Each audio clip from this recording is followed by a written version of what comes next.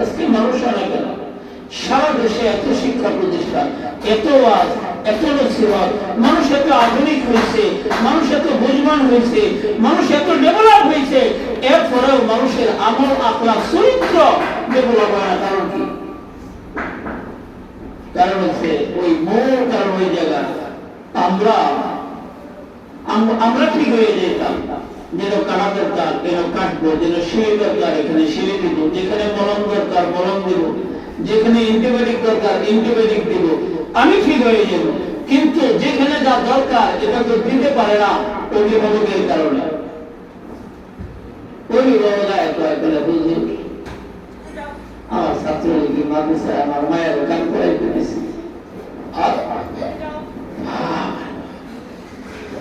মায়ের অনেক কামটা করেছে, গান করতে বলাইছে, পাঠ লইতে বলাইছে, খেত মেরে দিতে বলাইছে। প্রতিষ্ঠান শুধুমাত্র সারা যে যেই শিক্ষা প্রতিষ্ঠানে পড়ে ওই শিক্ষা প্রতিষ্ঠানের একটি বাড়িকোণা থেকে সমস্ত আজবাবকে যেই ছাত্রের অভিভাবক ইজ্জত করতে জানবে না, ওই প্রতিষ্ঠান থেকে, ওই প্রতিষ্ঠানের উস্তাদ থেকে, ওই প্রতিষ্ঠানের অবকাঠামো থেকে ওই ছাত্র কোনোদিন উপকৃত হতে পারবে না। দরদ থাকতে হবে প্রতিষ্ঠানের জিনিসের হেফাজত, সংরক্ষণ, প্রতিষ্ঠানের বিল্ডিং, প্রতিষ্ঠানের টুর, প্রতিষ্ঠানের পরিবেশ, প্রতিষ্ঠানের একটি বাড়ি করা পর্যন্ত এটা স্নেহ, শ্রদ্ধা, ভক্তি, মহাব্বত প্রত্যেকটা ছাত্র ছাত্রী এবং অভিভাবক তাদের দিলের মধ্যে থাকতে হবে।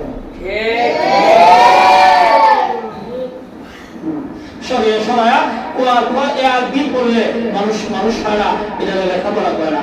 আসল লেখাপড়ার জায়গা হচ্ছে আত্মা। কোথায়? আসল জায়গা কোন জায়গা? আত্মা। আসল জায়গা আত্মা।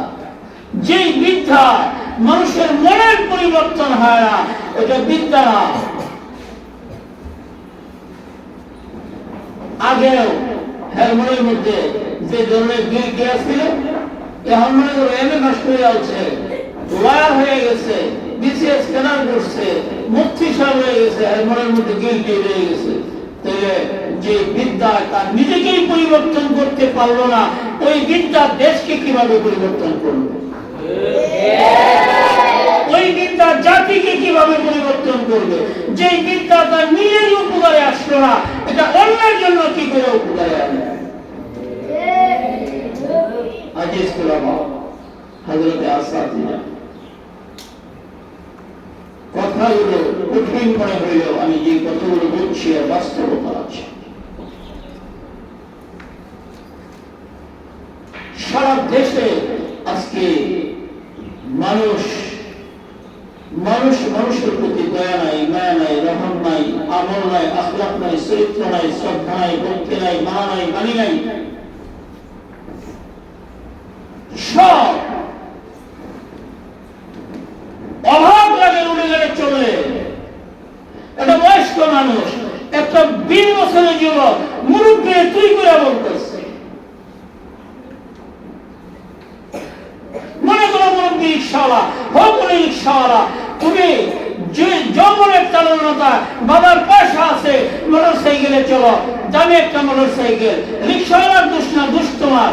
তুমি চিমাতে ফেলে দিছ, রিক্সাওয়ালা বুড়া মানুষ একটু ডাইনে চাপাই দিছে, তোমার গায়ে লাগছে না লাগছে, গাড়িটা ব্রেক করিয়া রিক্সাওয়ালা যে গাড়ি দিছে ওটা কোনো মানুষের বাচ্চাই দিতে পারে।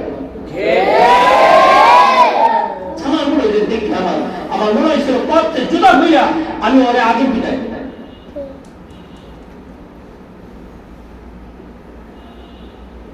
ও দাদা সমান বয়স হইব, ওরে তুই করে বলেছি।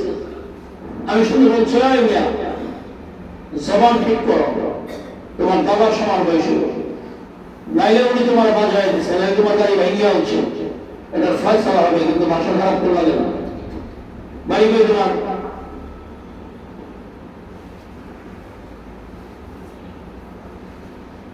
আপনি কোথায় করেন না, আমি গাড়ি কোথায় করবো না, ভালো করে পিটাই।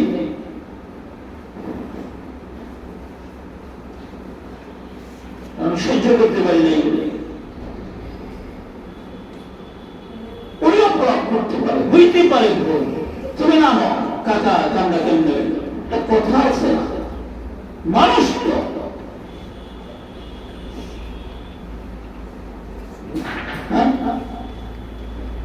এগুলো কি হইতেছে? এজন্য বললাম যে আসলে কিচ্ছু নাই, দুনিয়া নষ্ট হয়ে যেতেছে, আমরা সব বাদ হয়ে যেতেছি। এই জন্য আমাদেরকে আসল রাস্তায় ফিরে আসা দরকার। দরকার আছে না নাই? হ্যাঁ, দরকার আছে। পরিবর্তন হওয়ার নিয়ত আছে। নিজেকে একজন মানুষ বানাইতে চাই। কি বানাইতে চাই? মানুষ হইতে হইলে কি করতে হবে? কি করতে হবে?